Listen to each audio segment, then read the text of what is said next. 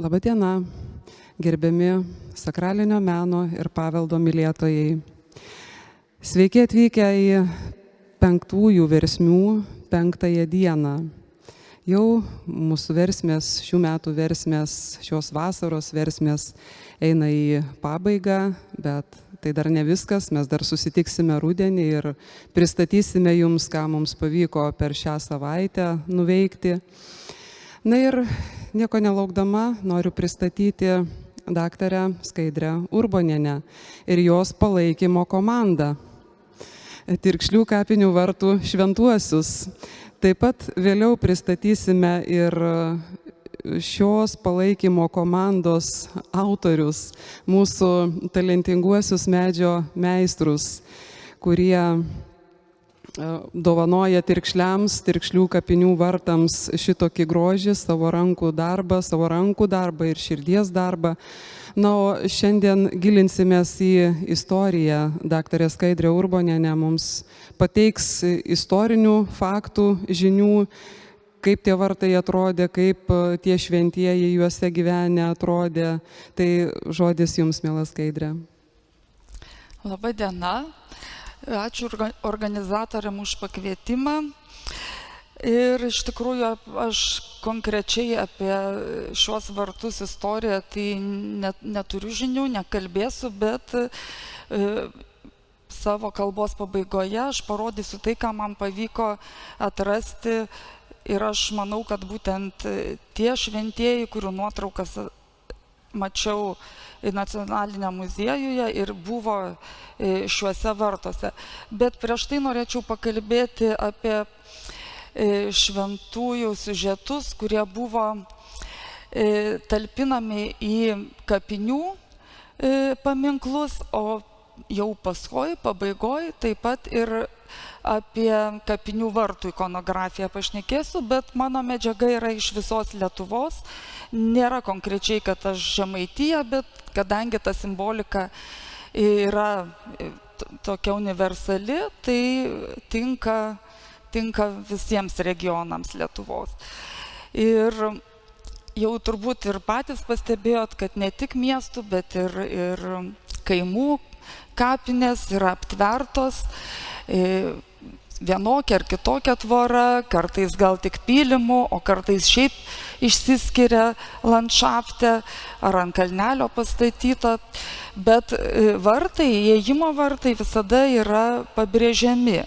Ir tai čia yra tokia visuotinė katalikiška galbūt tradicija, nes tie vartai yra simbolinis toksai perėjimos kaip slenkstis, o slenkstis, durys, vartai mitologiškai labai yra svarbus nuo senų laikų. Čia visose tautose galima tą simboliką įžvelgti, o krikščionybėje tas slenkstis ar durys į šventorių, durys į bažnyčią yra ir kaip ir tokia simbolinis perėjimas iš profaniškos erdvės į sakralę ir tarsi dangaus karalystę.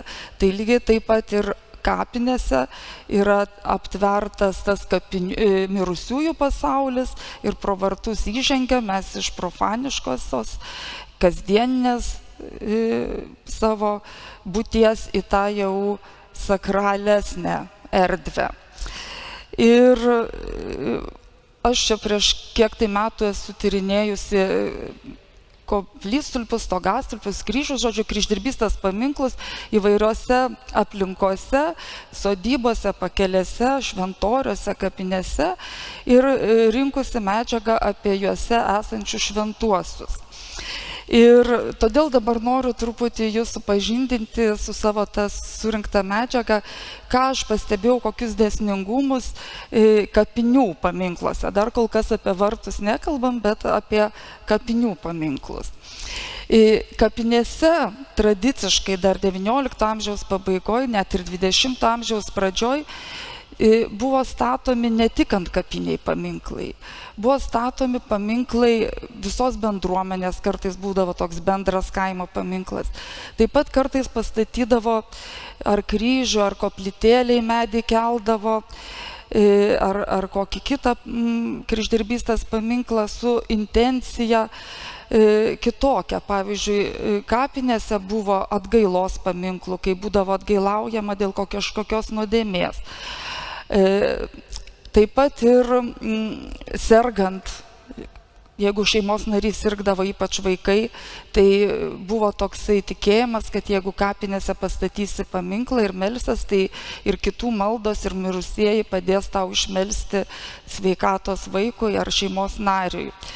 Ir tų šventųjų iš tikrųjų ten yra gana nemažai, nes kai kurios paminklus, ypač Žemaitijoje ir antkapinius paminklus, žmonės mėgdavo įkelti ir to velionio vardo šventąjį globėją. Todėl tų šventųjų buvo gan daug. Bet iš tikrųjų išsiskiria keletas siužetinių tokių grupių. Tai pirmiausia yra Jėzaus ir Marijos siužetai, kurie simbolizuoja kančią. Tai būtų, aišku, nukryžiuotasis, čia jau visuose paminkluose jisai vyravo, įvairioje aplinkoje, ne tik kapinių paminkluose, bet ir kapinių paminkluose. Jėzus Nazarietis, irgi kančią simbolizuojantis siužetas. Ir kapinių paminkluose tikrai labai gausu pietos, arba kaip žmonės vadindavo Mariją sopulingąją, Mariją skausmingąją, su ta aiškia kančios simbolika tiek dėl mirusio savo sūnaus ir ne šitą. Ir žodžiu, šitie širdis ir tie kalavijai yra pagrindiniai kančios Marijos skausmo simboliai. Dar būdavo ir Marijos skausmingosios, kai jinai vaizduojama viena, be mirusio Jėzaus ant kelių, tai stovinti Marija, dažnai jinai jau turėdavo ne 7 kalavijus krūtinėje, o 1 kalaviją. Ir taip pat Marija Maloningoji. Iš tikrųjų, žmonės labai, net ir iki dabar ekspedicijos sako, kad labai mylėjomės Mariją Maloningąją, ją vadino švelniai šventa motinykė, malonių teikėja. Ir iš tikrųjų jos skulptūra yra įvairioje aplinkoje, nes žmonės tikėjo, kad meldžiantis ir statant paminklus su jos atvaizdu kaip auka Dievo motinai bus jiems suteiktos malonės, prašymų išpildymai, ką simbolizuoja šie spinduliai iš jos nuleistų rankų. Na ir iš šventųjų globėjų kapinių paminkluose išsiskyrė keletas siužetų, 7 siužetai išsiskyrė, tuoj pasakysiu kokie. Tai Rokas, Juozapas, Barbora, Jonas Nepomūkas, Petras ir arkangelas Mykolas ir Antanas. Ir šie siužetai yra susiję ne tik su tuo, kad žmonės įkeldavo velionio vardo globėjo atvaizdą į antkapinį paminklą, bet taip pat su tais kitom intencijom pastatytais paminklais kapinėse. Tai, kaip jau minėjau, ypač kapinėse buvo paplitę paminklai statomi sveikatos intencijom. Ir čia dėl to rinkdavosi Šventą Roką ir Šventą Antaną. Šventas Antanas iš vis buvo laikomas didžiu šventuoju, kuris gali padėti įvairiuose srityse. Ir grįžtam dabar atgal.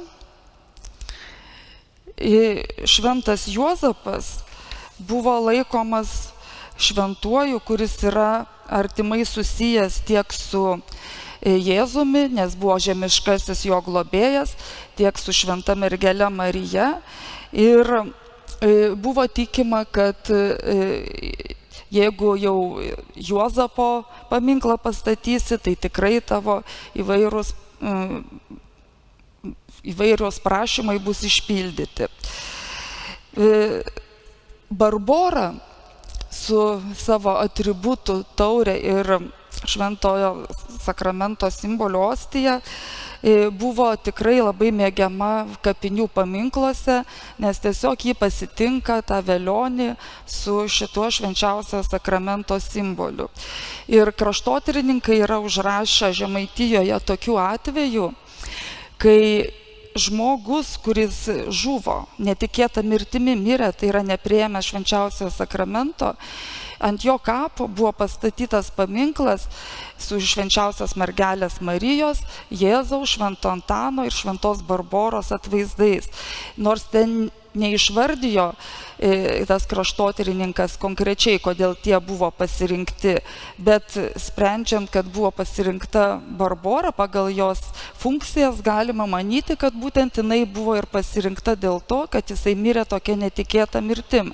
Nes Barbora buvo globėja tų žmonių, kurie mirė netikėta mirtimi, ar žuvo pakely, ar šiaip kokia staigi mirtis ištiko. Ir tada į tuos paminklus būdavo įkeliama ir šventa Barbora. Beje, kapinių paminkluose kartais jie būdavo net kartu komponuojami vienam paminkle, ir Juozapas, ir šventa Barbora. Taip. Rokas, kaip minėjau, su sveikata susijęs šventasis, būtent kapinių paminkluose, nes kitoje aplinkoje jisai daugiau traktuojamas jis gali būti traktuojamas ir kaip keliautojų globėjas, pavyzdžiui, Pakelės paminkluose, arba ir kaip gyvulių globėjas. Antanas iš tikrųjų labai populiarus, mylimas šventasis, ir jo atvaizdų buvo tikrai gausu įvairioje aplinkoje, taip pat ir kapinių paminkluose.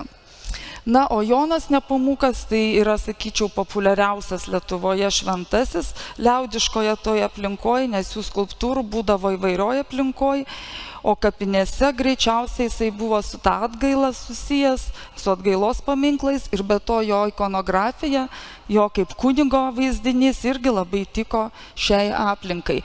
Nežiūrint to, kad Jonas vardas labai buvo populiarus Lietuvoje, galbūt daugumoje atveju kapinių paminkluose jo skulptūra buvo įkeliama kaip vardo globėjo skulptūra. Na ir kaip niekur kitur, kapinių paminkluose išsiskiria Švento Petro skulptūros, ir tai visiškai nestebina, nes visi žinom, kad Šventas Petras yra dangaus vartų sergėtojas, ir būtent šioje aplinkoje jo skulptūrų yra tikrai labai nemažai. Taip pat ir kapinių vartuose. Apie tai parodysiu medžiagos iš įvairių vietų, ir tada dar irgi pakalbėsim apie Šventą Petrą.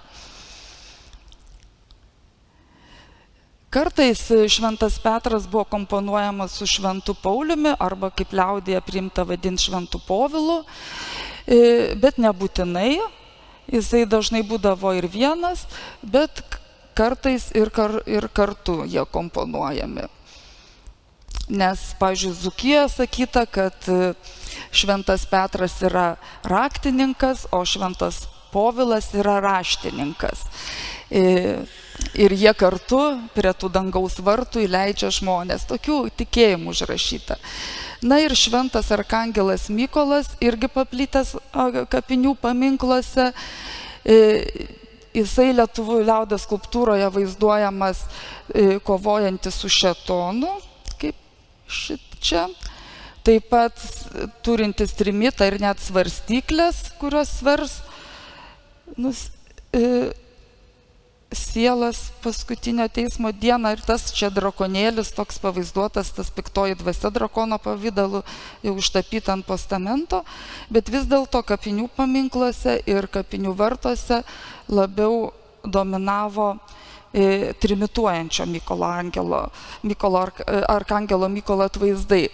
Na ir dabar aš čia parodysiu keletą nuotraukų, kapinių vartų nuotraukų, kur pamatysime pagrindinius dominuojančius siužetus tose vartuose ir tai yra iš tikrųjų būdinga visai Lietuvai.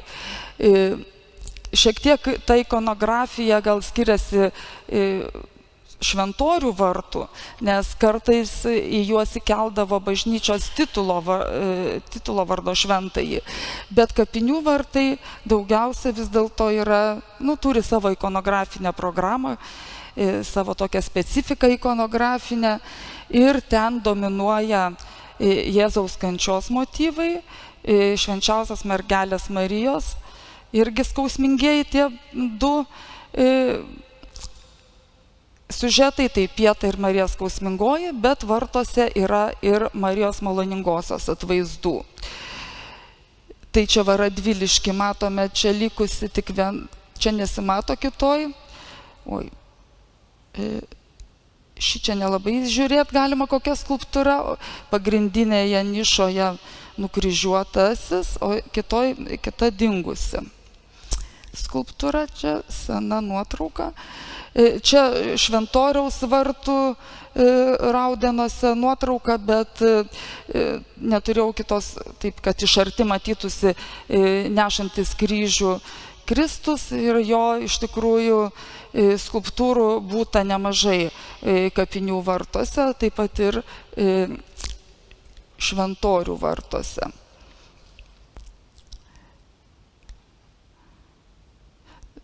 Taip, o čia yra Aukštaitija, Rokiškio rajonas ir matome Šventą Petrą, čia dar atskirai ta skulptūra išimta ir nufotografuota ir Mykolą Arkangelą su trimitu.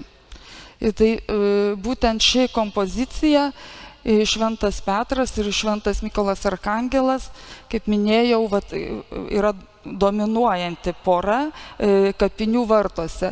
Kas buvo viršuj, dabar nežinom, bet galima spėti, kad arba Jėzaus atvaizdas, arba Marijos atvaizdas buvo. Čia irgi labai graži kompozicija, mano minėti trys.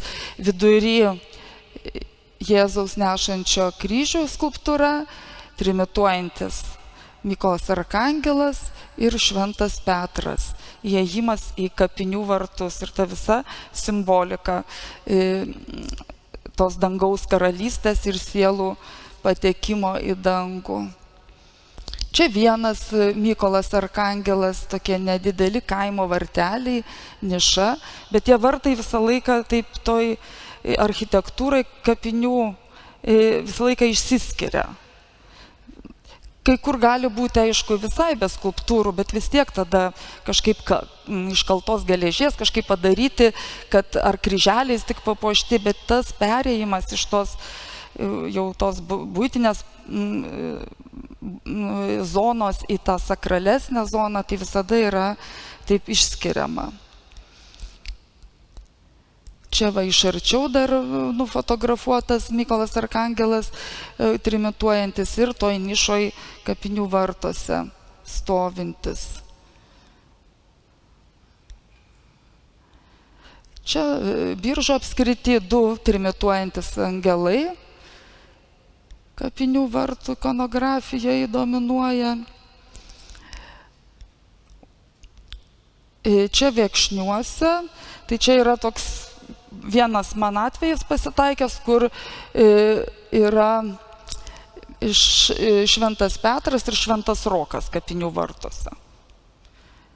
Bet nežinau, kodėl ten yra pasirinktas Šventas Rokas. Taip, kodėl čia ne?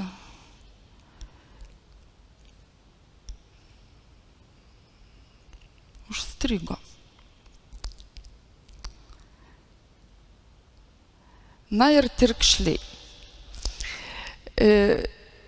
Prisiartinus šią nuotrauką,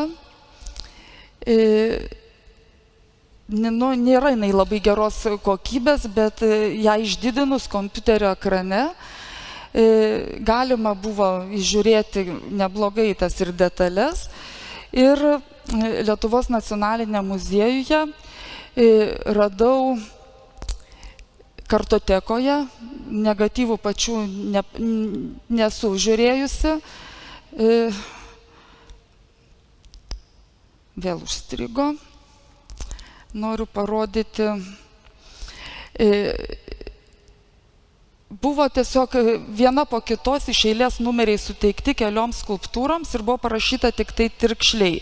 Turint tą vartų nuotrauką, įsididinus ją, palyginus su tom skulptūrėlėm, iš karto man buvo aišku, kad ta Marija Maloningoji, kuri nufotografuota Juozo Petrulio ir yra būtent ta iš vartų, toj pagrindiniai nišai buvusi Marija Maloningoji, kuri dabar yra saugoma Mažeikių muziejuje.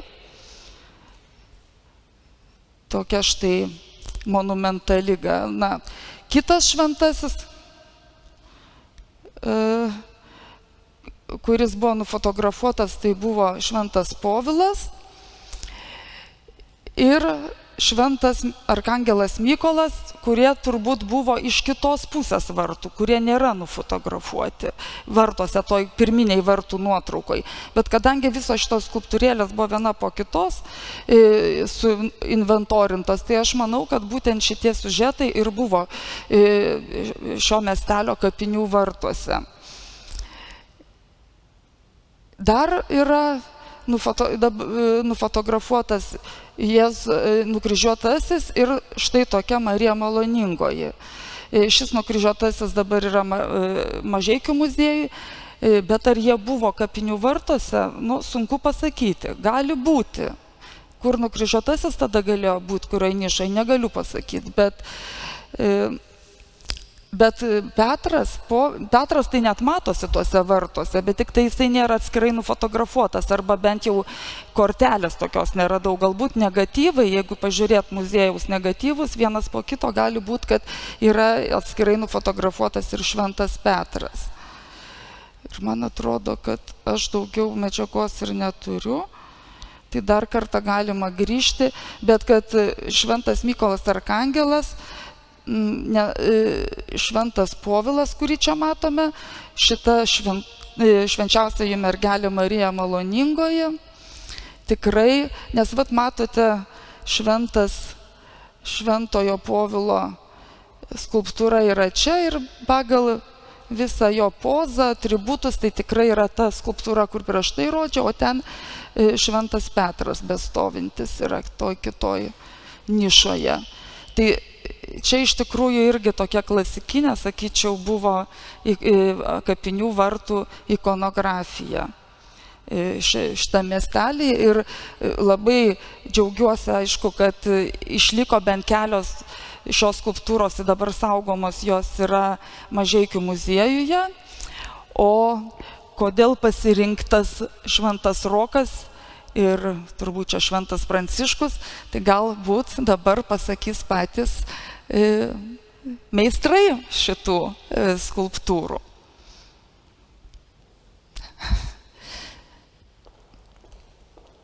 Ir turbūt nebuvo siekta atkurti tų pačių, aš taip dabar pažiūrėjusi jas spėju.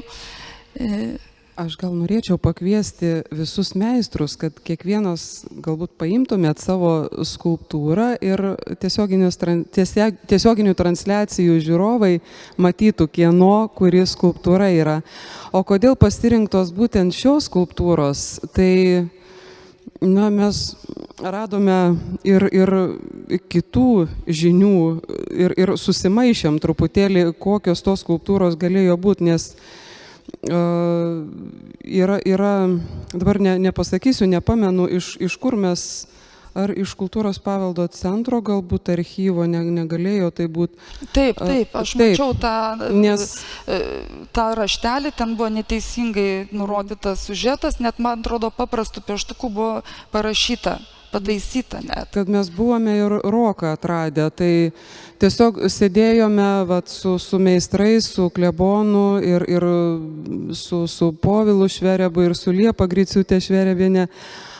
Kalbėjom, diskutavom ir tiesiog klebonas pasiūlė tokį variantą, pasiūlė kad galėtų būti centrinėje nišoje, viršutinėje, toje atviroje, kad galėtų būti dvi Marijos, kad būtų viena maloningoji, kita skausmingoji, tik tai dar klebonas nenusprendė, kuri žiūrės į ateinančius į kapines, o kuri žiūrės jau į mirusiuosius.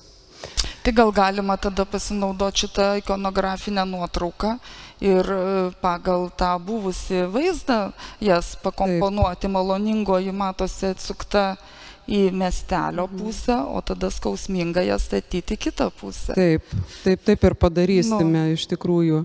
Na, tiesa, dar kodėl skulptūros yra nedažytos, tiesiog pasinaudojame Žemaitijos nacionalinio parko meistrų patirtimi ir konsultacijomis. Jie patarė, kad metus reikėtų padaryti tokią technologinę pertrauką, kad iš ąžuolo ypatingai išeitų visos rūgštys ir kitos medžiagos ir po metų nudažyti, kad geriau įsigertų ir laikytųsi dažai. Tai mes taip ir padarysime, o kitais metais turėsime progą vėl meistrai susirinkti ir padarysim polichromijos dirbtuves. Tai kviečiu, mėly meistrai, prie savo skulptūrėlių, nes tiesioginių transliacijų dalyviai taip pat nori jūs matyti, ne suoluose, o šalia savo kūrinių. Taip pat labai noriu padėkoti Kultūros paveldo departamentui prie Kultūros ministerijos už tiesioginės transliacijas, už sudarytą galimybę ir sakralinio meno ir paveldo mylėtojams namuose stebėti, kas vyksta čia Pirkšlių bažnyčioje.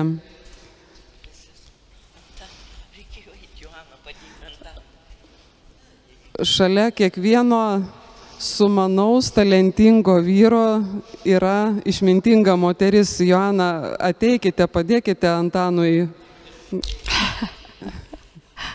Nes dvi skulptūras laikyti nėra taip paprasta.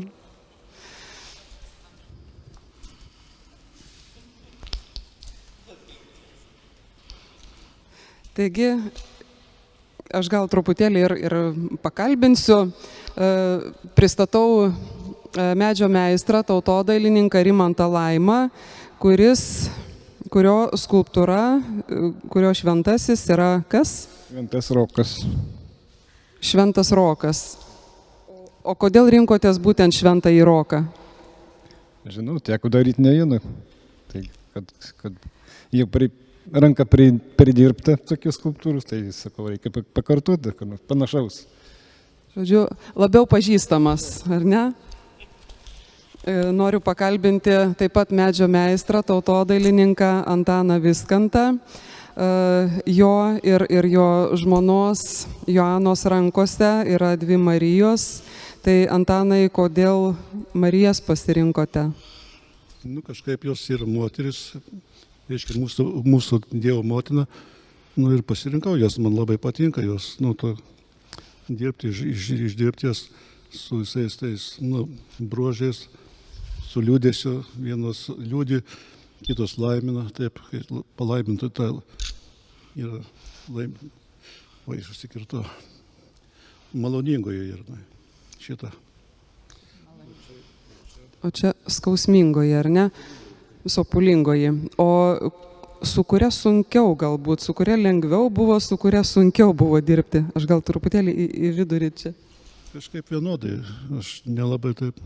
Prie kiekvienos reikia padirbėti.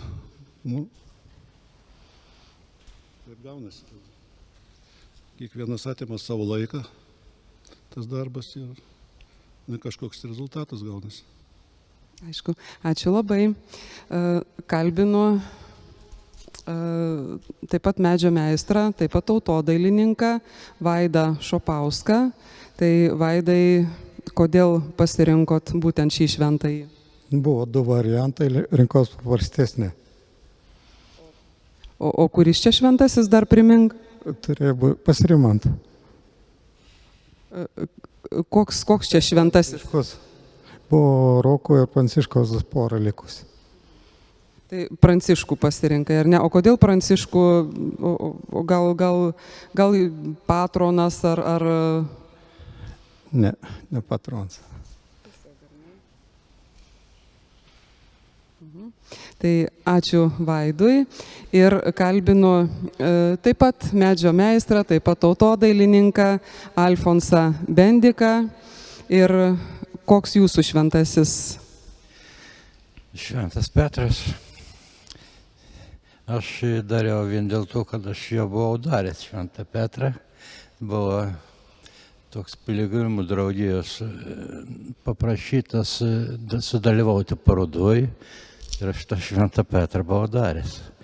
Tai čia buvo tik tai gerokai didesnė skulptūra, bet aš faktiškai, man lengviau buvo, todėl aš pirmas sakiau, aš noriu Petro padaryti. Tai taip, kaip gavos, taip gavos. Tai ačiū labai meistrams. Turbūt galime padėti atgal. Švento Pauliaus skulptūra dar gimsta, dar jos nematome. Jos autorius yra Tirkšliškiams puikiai žinomas technologijų mokytojas, šaulys Stasys Pauliukas. Tai yra pirmas jo bandymas ir mokytojas labai atsakingai tai daro. Tai truputėlį lauksime ir kai sulauksime, jau nešime šventuosius ten, kur jie ir gyvens. Tai gal turite klausimų pranešėjai, gerbiamai Skaidrei?